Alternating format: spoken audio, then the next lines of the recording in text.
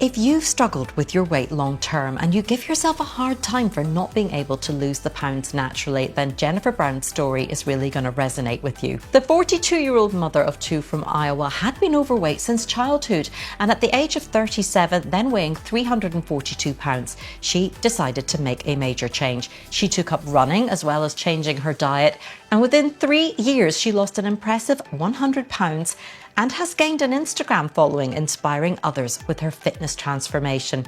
But as she's about to tell us, her progress in losing weight stalled, and her doctor suggested she take the GLP-1 weight loss drug Mounjaro, which reduces appetite, to help her reach her target. I'm Claire Johnston, a journalist exploring how to age well, and in today's interview, Jennifer will share her weight loss journey and explain why, despite doing so much to lose the weight naturally, she believes GLP-1 drugs like Mounjaro and Ozempic are a lifeline for her and others facing a similar challenge. Just as Oprah Winfrey said that starting on a GLP-1 drug finally made her realise the truth about thin people, Jennifer's story suggests weight struggles are often not just about willpower. Jennifer, thank you so much for joining me from Iowa today and for being willing to share your inspiring story with us as well. Thank you for having me. I'm really excited to be able to talk, share, and hopefully maybe inspire someone that, feels like they're needing to change or wanting to find a way to change, that it's very possible. Oh, you absolutely will. It's a story often with weight, it doesn't start suddenly. It's a story that kind of builds up over a lifetime. And so I thought the best place to start would be with your childhood, if you wouldn't mind taking us back there and when you first became aware of your weight being a negative in your life. I can remember the very first time weight ever became a thought in my head, and it was when I was 6. My sister was just born. I was holding her, and I was actually at the hospital with my mom in this picture. And, she's here cradled in my arms, and here I'm smiling real big. And my grandma made a comment saying, "Well, your chins are, you only have one chin in this picture. You're really starting to slim out." And I guess I never really thought much about it, until after the fact. And really it was like, well, I guess I didn't realize that that was a problem. And, I always say, to be fair, I feel like a lot of that, projection from our older generation came from given to them, like our older generation had that. And so it was just normal and natural for them to pass that on without realizing how much damage it could do.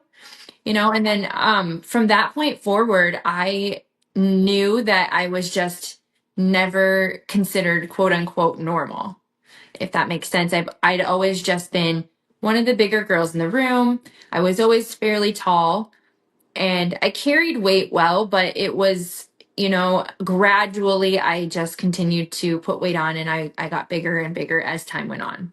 And so you first remember hearing that and having that awareness at 6.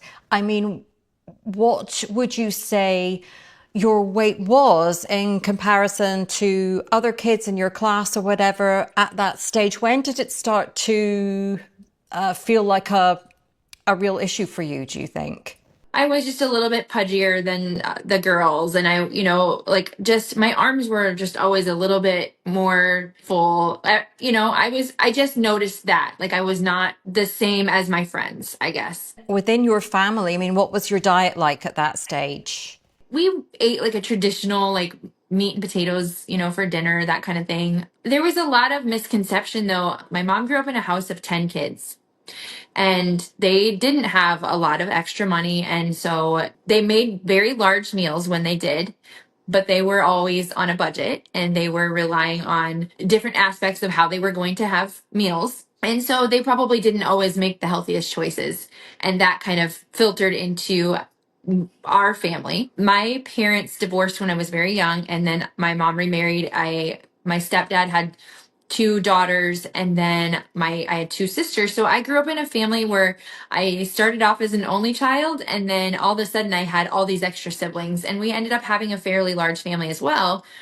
And we made a lot of food so that nobody would go hungry. I think my mom had that concept also, like we always need to plan to have a little bit more of everything. But then when we would have dinner, and I never felt a feeling of like satisfaction while eating, I would get the talk of, you really don't need to eat seconds. And like, do you feel like you really need that? And I'm looking back on it now. Of course, I didn't really need it, but I also was using food as an emotional crutch. I wonder if you have a theory, because there's different schools of thoughts.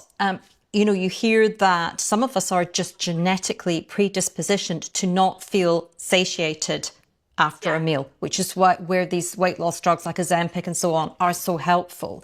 And I'm wondering if you think that that was maybe an issue for you, or whether it was more about the fact that you were maybe just slightly bigger as a child and people flagging it to you then put something in your mind, that kind of destructive thinking that you were talking about, where because they've kind of flagged as an issue, oh, you shouldn't really have that. It makes you want it, because if somebody says, well, you shouldn't be having that, then it drives the whole desire. Yes, absolutely. I honestly, I can tell you, I think it's a combination of both for me. Everyone in my family has had to work very hard to maintain weight loss, and it has been an issue. So number one, I think I had that going against me without realizing and not knowing, based on research that I've done for myself now, not knowing back then that was a factor, because no one ever really used that and said, oh, it's your genetics are causing this for you. Like, this is an actual condition that you can get treatment for. Because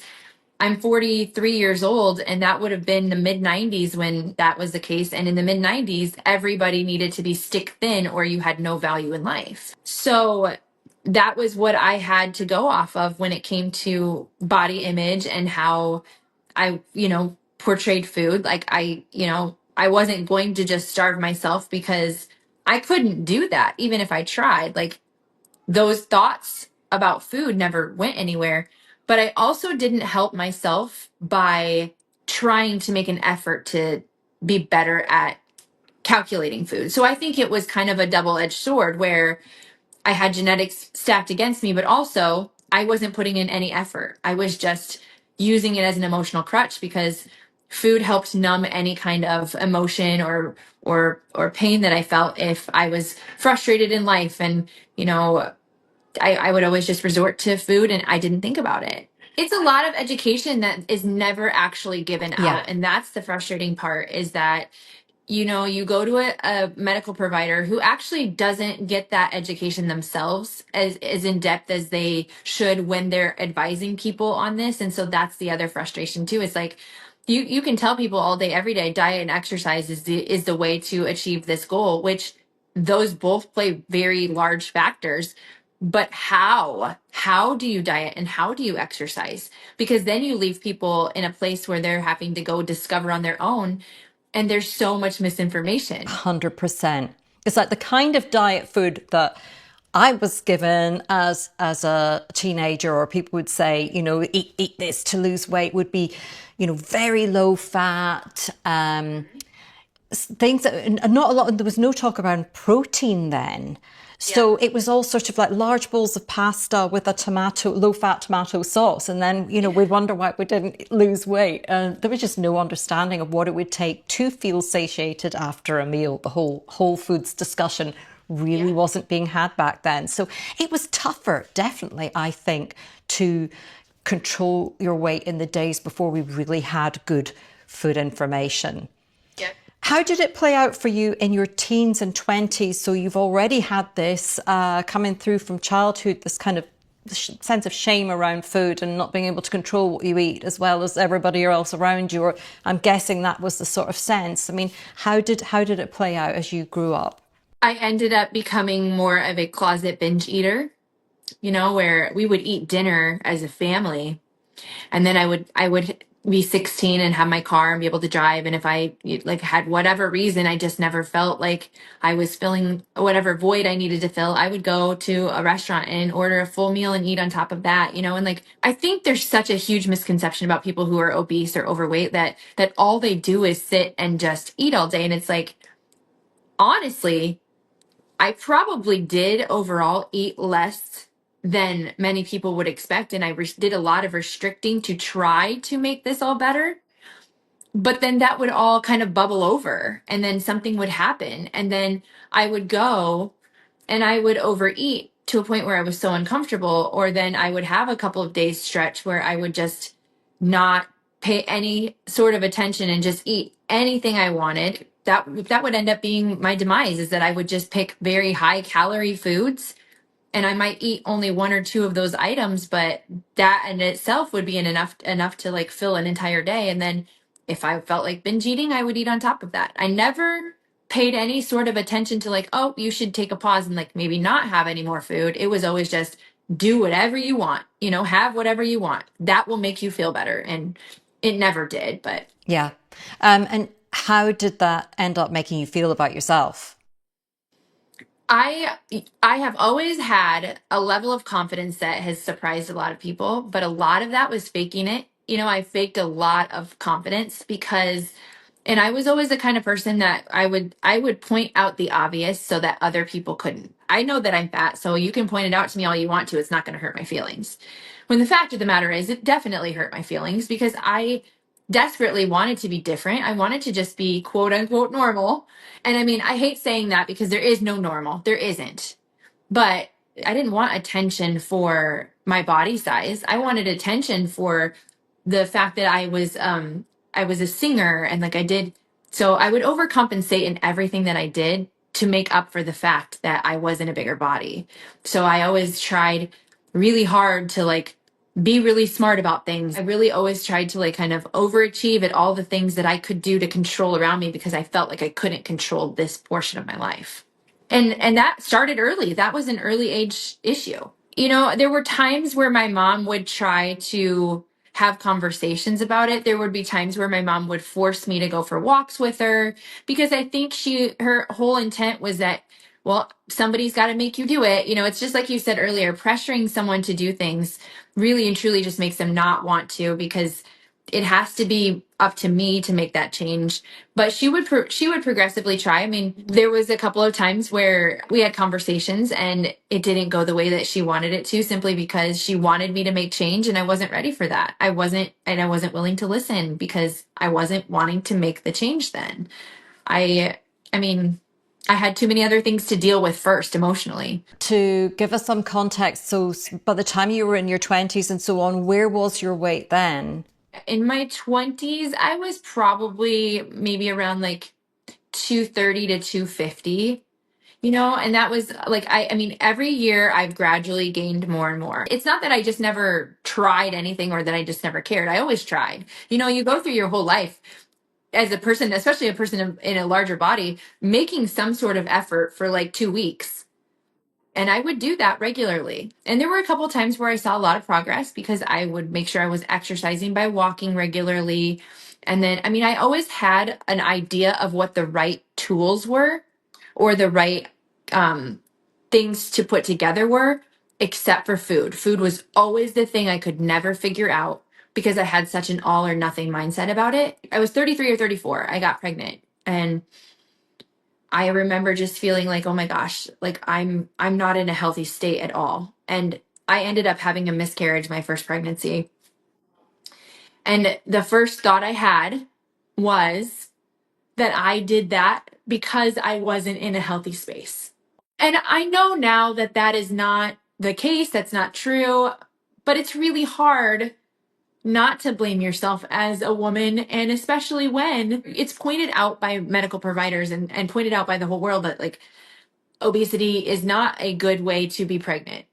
And so I, you know, again, a lot of misinformation and self-negative thoughts, I guess, I don't know if that's the right way to say that, led me to that point. And so then after that was kind of where I got to that place of like, okay, I've got to figure this out. Like I wanted to be a mother, and I was, you know, reasoning with anyone and everything. And I remember praying and saying, like, I will do my absolute best if you give me the chance. Now, I have a stepdaughter. She was 3. I was her mom at the time, but I wanted to have that experience for myself as well. So when did you get married? What age were you when you got married? And My husband and I met when I was 25, or no, 24, and I got married when I was 28. And did that help with your confidence, you know, finding love and getting into a relationship? Do you think that was beginning to feed into feeling a bit more confident about yourself, or not really? I feel like at the time that my husband and I met, I was kind of at a place where I was starting to really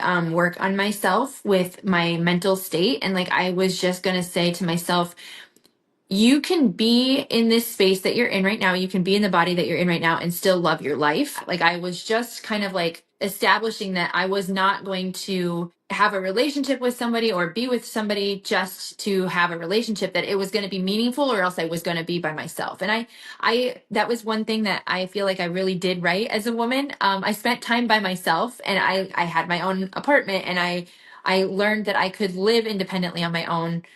I feel like that really did help me work on myself to prepare me for this, but I'm a very late bloomer when it comes to all things. My husband is my absolute best friend. The fit was just so perfect between the two of us that like I never even thought about or looked at anyone else. But one other aspect to all of this is that 6 months into us dating, he was diagnosed with melanoma. So I immediately started our relationship with kind of an attitude of like, I've got to help take care of him. That would end up becoming a kind of a focal point throughout the next several years of my life, was focusing on taking care of other people, because he ends up having to have 2 surgeries and do a year full of like a chemotherapy treatment. And I remember my mom saying to me, you either need to stand by his side and be as supportive as possible, or you need to let him do this on his own and not waste his time. So you need to make a decision. And I was kind of like, well, I love this guy, and obviously best decision, but he's had a lot of health issues that have really and truly made me think about myself. So How is he now, your husband? he has like 250 lives, because at age 41 he had a heart attack. Oh my goodness. Yeah, he's had a few other health issues. He's doing great. I mean, he continues to thrive and is out. He's an avid golfer, and he's doing things like he's working on trying to get healthy himself. And but yeah, like a lot of like scary moments with him, and us having kids together, that was the point for me. So that sounds like you had did you say you had your first child around 33? I had my first pregnancy around then. That was when I had lost that pregnancy. And then I ended up having Maddox in 2014, and he's 10. In that in between time, because of the fact that I said to myself, like, oh, you contributed to this with your size not being healthy, I decided that I was going to do whatever I needed to do at that point. I went through probably about 5 months of time between my miscarriage and getting pregnant with Maddox, of really working on getting healthy. And I lost about 45 pounds during that stretch of time. I was working out, I was exercising, I was learning how to focus on food, trying to document or food journal, keeping track. But then I got pregnant. The craziest story about that is I remember I was out working out with a friend on the morning that I found out I was pregnant. And I said, I don't want to get pregnant until I've lost about 100 pounds. I want to feel like I'm, in the right space. Well, that same day I had found out I was pregnant, but fear crept in, and I didn't want to jeopardize that. And, you hear back and forth, like, you shouldn't exercise, just rest, do all the, and that hard work that I had put in kind of just went away because I was terrified to do anything to jeopardize this pregnancy. I know now that I could have kept going and probably would have been successful. During that pregnancy with Maddox, I was diagnosed with gestational diabetes. That was a precursor. That's a precursor to type 2 diabetes. That's an indication that you're probably going to have issues with blood sugar as you age. And so I had to be on 2 vials of insulin per week up until I gave birth. And I had to do non-stress tests. So my pregnancy ended up being considered high risk because of that. I had Maddox, and after I had him, the craziest thing was I had gotten down to about 260 for weight. And I thought, okay, well, I'm at a really good place. I'm just going to keep building on that. But he needed me as his mom. And so I put him first. And ended up putting myself on the back burner once again. And that is actually when my weight started really creeping up. And I ended up getting to my heaviest I was 37. So there had been about 4.5 years time. At age 37, I was at my heaviest, which was 342. So I had put on quite a bit of weight then. And how did you feel at 342? I mean, what did that feel like day to day? I mean, were you tired? Was it affecting your, your joints and how active you were with the kids, or how were you feeling day to day?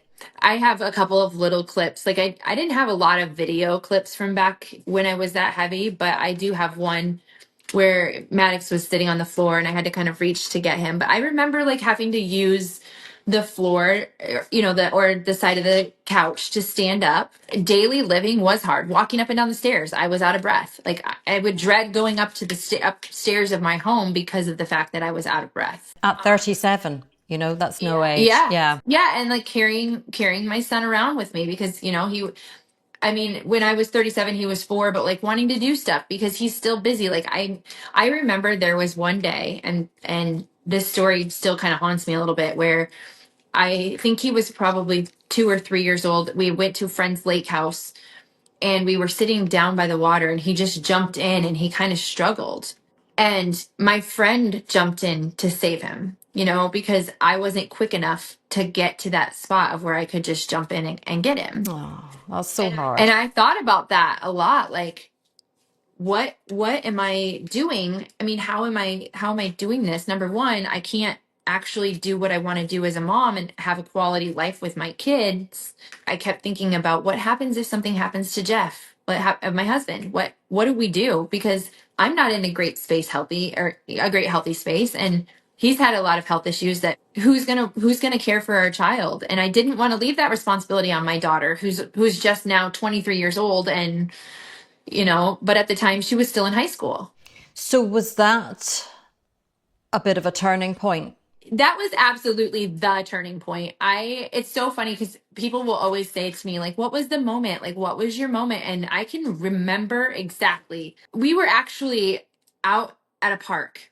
Maddox was 4.5 and I was at my heaviest weight, but I had decided, like, okay, I have to make change, but I wasn't acting upon it. I was just thinking about it. And that day when we took our dog and it was a beautiful day. And I thought to myself, like, I had this feeling kind of wash over me of contentment. And it was, it wasn't like I had some major epiphany or anything, but it was just, I felt at peace for the first time in a long time. And I thought, if this is giving me this feeling, I want more of it. Mm-hmm. Just being outdoors. Yeah. And being able to be active with my son. Like, it wasn't anything major, but I was able to kind of like, we went for a little hike and he was pointing different things out. He was like, oh, look at this or look at that. And I just thought, okay, I want to build on this. I want to keep doing this. And for no other reason, it wasn't about looking different this time. It wasn't about me needing to get approval from anyone else. It was just about me wanting to be a mom playing with my kid on a regular basis. And that was the day I was like, okay, I have learned that I can't push myself so hard for a week and expect change. This time, I'm just going to keep doing all the things no matter what else happens in my life. And whether I see change or not, I'm just going to keep doing it. And so then it started off, I knew I could drink water and I knew that I was in a good place to be able to walk a little bit. I was thinking about food and I was thinking about that part of it. And I probably did start food journaling again, realizing that was effective. But I didn't full-fledged learn the things that I've learned now until I kind of moved through it, if that makes sense. Were you drinking a lot of sugary drinks before? So was switching to water, drinking more water in itself a really good starting point? I've always liked water. I was always good with water. I always drank water, but I did drink a lot of soda or like full sugar drinks, and I didn't pay attention to what I was drinking. Now, at the most, I have a cup of coffee with a little bit of creamer in the morning, and actually I'm still sipping on it now, but and then I drink water most of the day. Every once in a while, at the current point, I'll have a Diet Pepsi or something to that effect, but it's pretty rare. Yeah. So that was probably a bigger switch than you probably even realized at the time. Just sticking with the water, dumping everything else. Yeah. I had recently started doing some one-on-one online coaching. And part of that thing that I say is you can still have the things you enjoy. It's just creating a smaller version of that. And so I started doing that for myself, adopting that. Like, if you really want something, fine, have it. Just maybe have half of it, or, stop buying the full large sizes of everything, and know that you can have anything you want at any point in time. I had to take a lot of control away from food, but that didn't come until after I started moving through this. So at the very beginning, it was just start drinking water only instead of adding in pop, cut that out, and then focus on walking regularly. And it started making a change. Like, I started seeing change right off the bat. Like, the weight started falling off a little bit. Wow. And then where did you take it from there? Because I see that now that you do a lot of running. Yeah.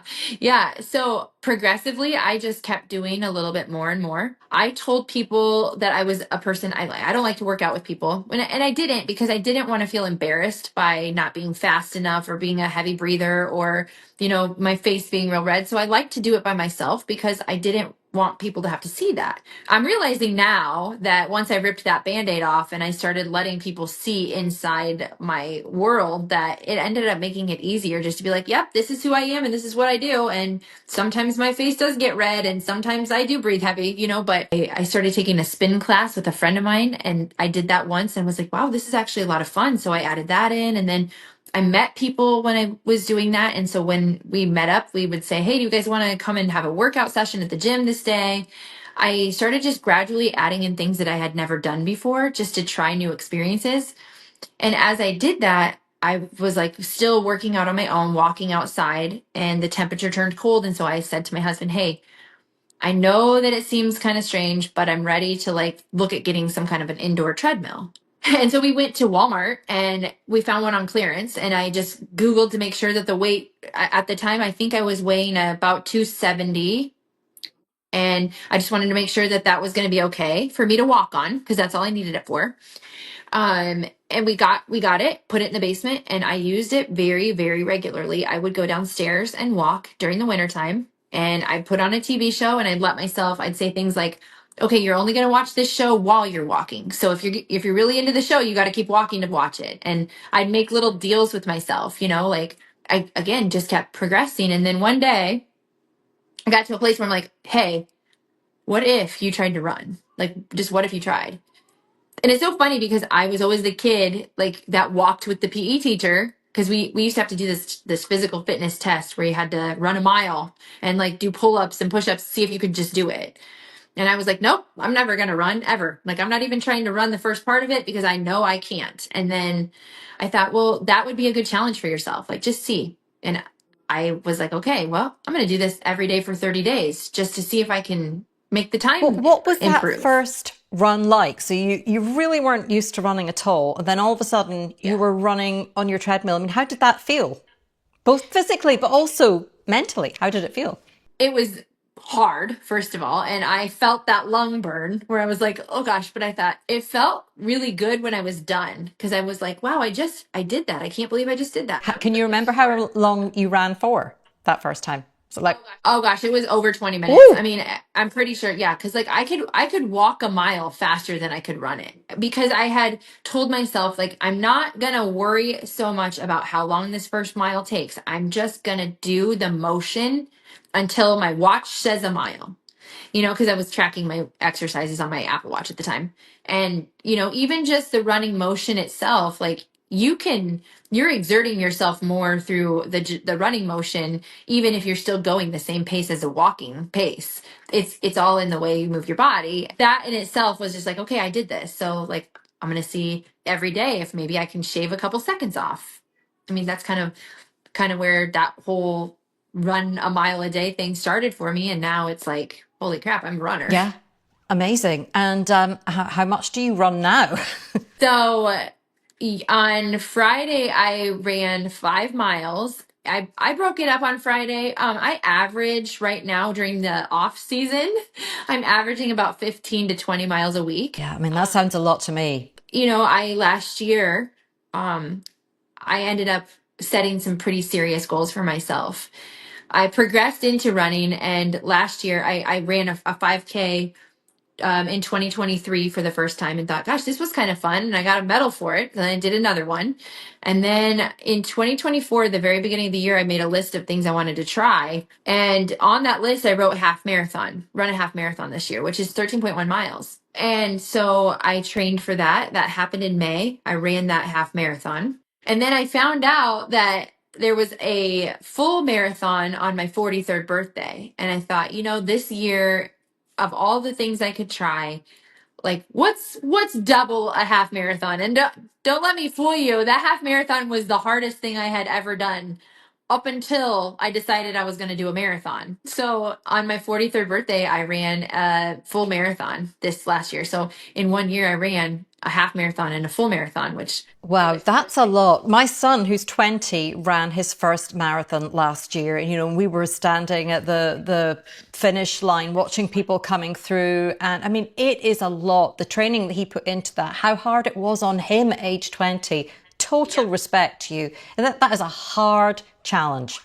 Well, thank you. It's something that I've repeatedly said to myself over and over, that I did this, and no matter what, whether I ever do it again, which I'm not really sure that a full marathon will be my favorite race, it has allowed me to continue to see that, like, hey, you can keep going at this, and running is something that you enjoy. And mentally, the clarity I get from it and that feeling of contentment that I get from it comes every time I go for a run. Even if I have to force myself to do it, because, you know, you still get to a place where you're like, oh, I gotta go do this. Like, I gotta go do this. I don't really want to, but I have to. And like, then I get out and do it. And I'm like, I can't believe I said I didn't want to. This feels so good. But it's been a lot of years to get myself here. Well, yeah, and let's try and put a timeline on that again. I mean, you've lost 200 pounds in total, is that right? Yeah, 190 if we're being exact. It's incredible. Over what time period? That day that I was explaining to you, I really kind of consider that my start day. And that was in July of 2019. And then I would say that I've been at maintenance for about 1.5 years now. And so I'm not really great about like setting out the exact time. Yeah, but no, that gives us absolutely enough. Yeah. Overall, this whole journey has been around 7 years at this point, 6.5, 7 years that I've been moving through. And you did the water swap, which just sounds like a massive difference. But did you make major dietary changes over that period as well? I learned that you get more value out of better foods. And what I mean by that is, when you eat, you can have absolutely anything that you want. You can eat a processed food, you can eat McDonald's, you can have anything. It's all in keeping track of how much the calorie intake is. You know, I know there's a lot of misconception about the calories in and calories out, and it's not even about that. But at the end of the day, science proves that you have to pay attention to how much you're consuming based on what you're burning. Like, there's no other answer to that. Now, when people talk about the hormone aspect, you know, and I this is just the research I've done for myself. Obviously, I'm not a doctor. But I really was interested. So I went and did a lot of like thinking about this and like learning about this, because, you know, I think that there is some truth to the fact when people say things like, well, it's not calories, it's your hormones. At the end of the day, it's always calories for the weight loss, for the scientific portion of weight loss. But every body is different, genetically made up, and you have different aspects of that to get you to where you're able to control the calories in, calories out kind of thing. And maybe that's hormones, and maybe that's getting blood sugars in check, and maybe that's whatever you have to do for your body to be internally right, so that you can eat less than you're burning to lose. Yeah. If you strip all of the extras away, the weight loss does come from eating less food. And that's just, or I mean, I shouldn't say less food, consuming less calories. That's a fact of it. And It's just how you get yourself to be able to do that is what is important. And do you think that it was like a kind of compounding factors in that when you were walking, when you were drinking more water, you started to feel better about what you were doing, you started to feel a difference, and therefore it started to get easier to take more control over the calories? Yeah, for sure. Because I didn't really learn all of this about the calories. I wanted to buy into the fact that maybe it wasn't calories because I wasn't really willing to be super accepting of the fact that I had to change my diet. I think that's a lot of it for people. A lot of people don't really want to have to make that change because food is such a hard thing. It's the food is like the hardest thing for everyone to grasp, that because you have to have it. There's a factor of disordered eating also, where people will think that even that small portion is not enough, and like, so it's such a difficult thing to figure out, and it is an individual based process based on how you've lived your life, based on your emotions. You just got to figure out what works for each person. I mean, you mentioned disordered eating there. I've spoken about this on my channel before, that I had an eating disorder when I was in my sort of early 20s. And I was sort of binging and then throwing up. So bulimic, basically. It was on and off. But I mean, would you agree? Because this was, I think, one of the things that helped me get past this was there are certain foods that do set you up to fail. You know, these kind of empty calories, the processed foods that you mentioned, the fast foods, where when you eat them, you just don't feel satiated. Whereas, you know, with your meat and vegetables, it's amazing how much kind of fuller for longer you feel after just eating whole foods, you know? I definitely agree with that. I definitely It just agree. made it much easier for me to control my food and stop craving as much. Whereas if you're sitting eating ice cream or something like that, it could have equivalent calories. A small amount of ice cream could have equivalent calories to a portion of whole foods in some ways. But after the ice cream, you're not going to feel satiated. You're just going to want to eat more ice cream. And that's kind of something that once that lands with you, it's like, yeah, it just becomes easier to get a grip of your diet. I totally agree. And I've used the concept of what can you add to make it better instead of what can I take away? Because I've been And what have you eaten before it as well? What have you lined your gut with before it, you know, that kind of thing? yeah. And like what can, or if I'm gonna have the ice cream, what did I do to contribute to making myself feel good ahead of time? And I don't know, Claire, if if I've mentioned this, I don't know if I shared it. I have been using a GLP-1 medication for the last 90 pounds of my weight loss. So like the Okay. first 100 pounds I did all naturally. Yep. And I learned a lot of these things while using that because I did struggle so hard with the food portion of it, you know, and like I always want to make sure I'm very transparent about this entire journey because there's nothing wrong with realizing that you need help or a tool to get you to where you need to be. And it's just been such a I like to preface also by saying there's a right way and a wrong way for everything. And you just have to do your best to really try to focus on the right way to do it for yourself. So like while I'm using a GLP-1 medication, my focus is protein at every meal. In the mornings, my breakfast consists of a yogurt, granola, and an apple most days, or a breakfast bowl like of eggs and ham and some cheese and like, and then my lunch will be what can I add to it to make it better? So I'll have chicken and a sweet potato and green beans. And then for dinner, it's something similar. Very just, I like to keep food very simple. I'm not a big cook. I always strive to eat as much as I can within my calorie range so that I'm feeling satiated, so that my body is getting the nutrients that it needs. You know, like my concept of this has never been, I'm going to use this medication so that I can starve myself and just not eat. And I think that that is something that needs to be brought to light a little bit more about these, is that the intention for people to use this as a tool has never been for you to just not eat food. It's been for you to get a handle on the way that you can focus on making sure you're eating correct portion sizes and that you're eating wholer, better foods. To give you a kind of relief from the cravings and out of control eating. Yes. And I mean, are you conscious of having to preserve your muscle mass when you're on the weight control And that's medication? another thing too. You know, that all kind of is, it's a person by person basis. I strength train twice a week, and actually in 6 months, my trainer says he thinks I'll be able to do a pull up.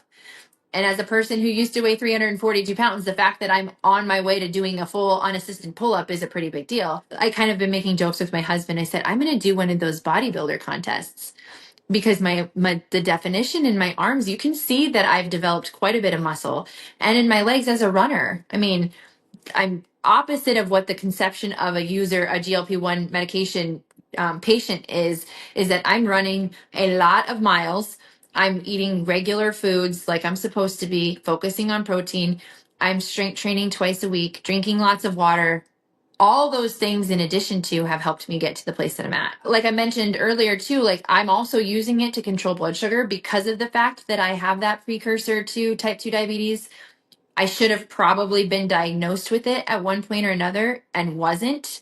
That was probably a little bit of neglect on my part and a medical provider's part.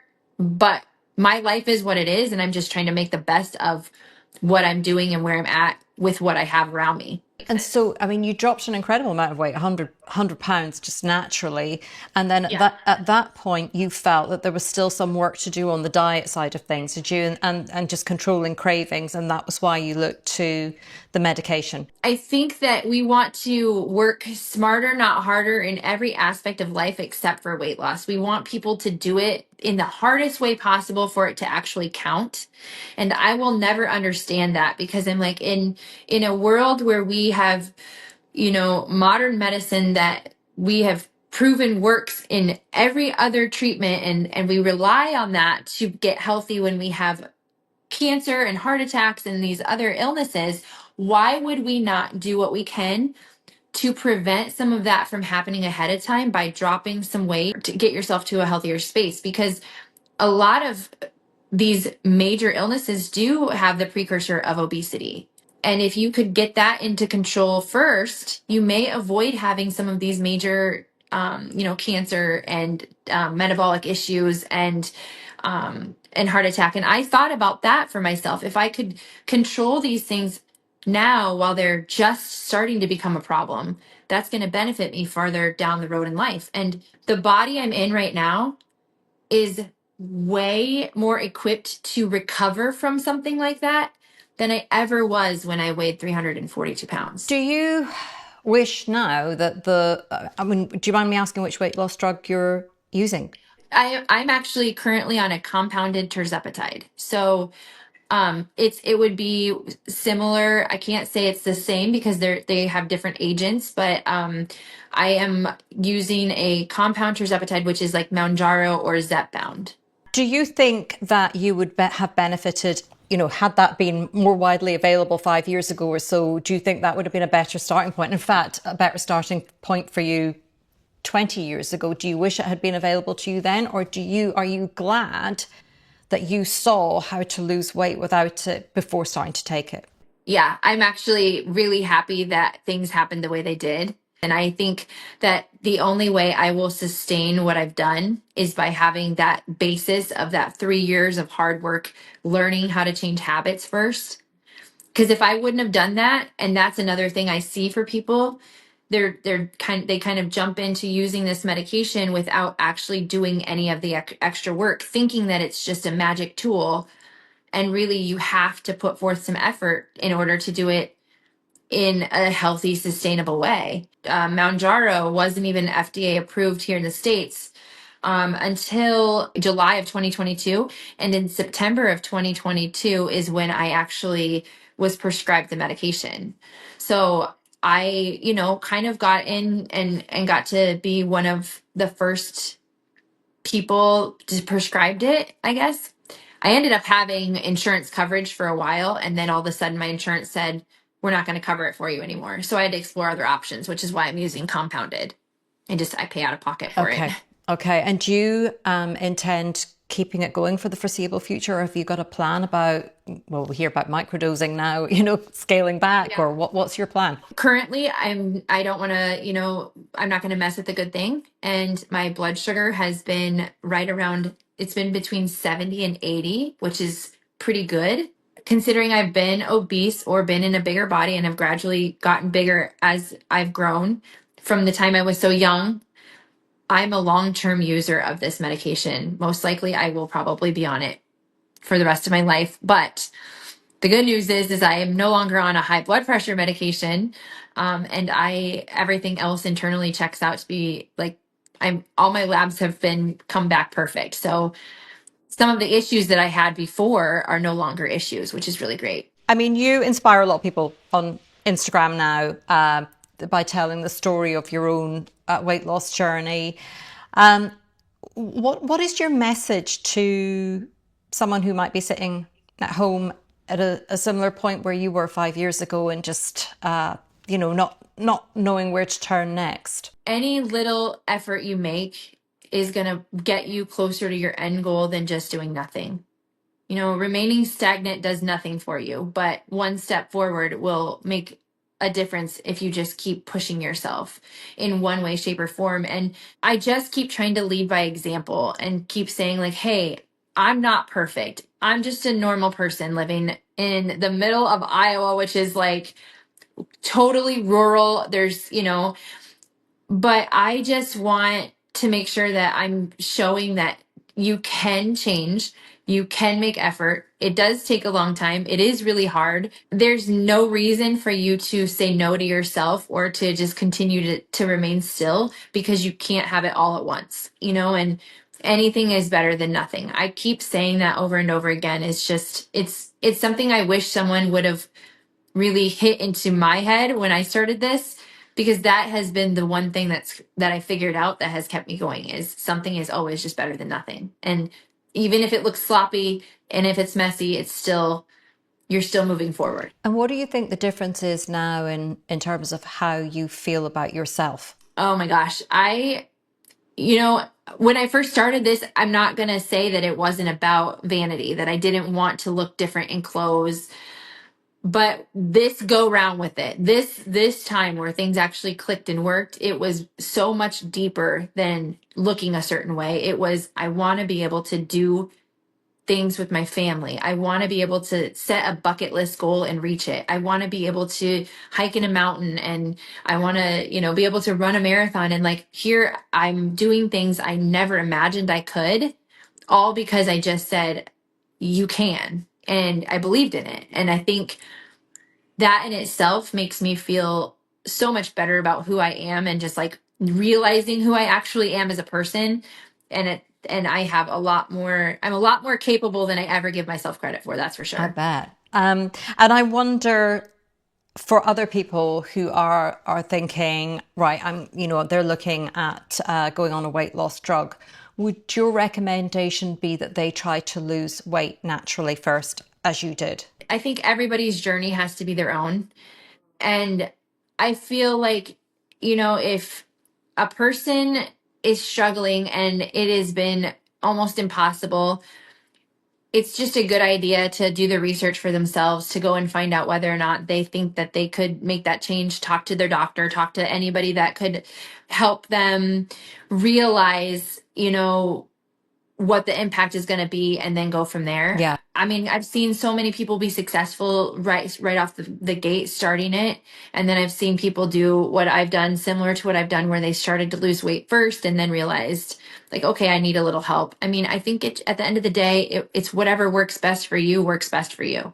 Wonderful. Well, I'm so glad that you got there in the end, and that you've been able to share your experience with us. Very much appreciated. Well, thank you so much. I appreciate it too. And I'm really excited to see what happens next. Me too. Well, Jennifer says she hasn't experienced any unwanted side effects in taking weight loss drugs, but that isn't the case for everyone, with some patients experiencing vomiting and diarrhea and other gastrointestinal problems. And as we learn more about the potential longer-term side effects of using these drugs, including muscle loss, they will of course have to be weighed up against the undoubted benefits of controlling weight and blood sugar for long-term health. Meanwhile, patients are urged to be careful to ensure they're getting enough nutrients, protein and fibre, with the loss of appetite that is associated with these medications. And what Jennifer's story tells us is that using a weight loss drug is not just a lazy way to conquer obesity. For some who've exhausted every option and are working hard to reduce their weight naturally, these drugs are a life-saving therapy that switch off what some users describe as a constant food noise in their head. To watch and listen to more educational stories like Jennifer's, along with frequent interviews with health, skin and fitness experts, then hit subscribe if you haven't already on YouTube, or follow the podcast to keep up with the latest episodes from me. And if you enjoyed this episode, then I've linked to more interviews below with people who've taken control of their health and fitness, and you'll find details about how to follow Jennifer's journey. For more information and advice around how to age well, head over to my website honest.scot. It's linked below, along with a link to sign up to my free monthly newsletter where I round up all my latest content so you don't miss a thing. But for now, thank you for being here today. I'm going to be back at the same time next week with another fascinating transformation story, so I hope to see you then.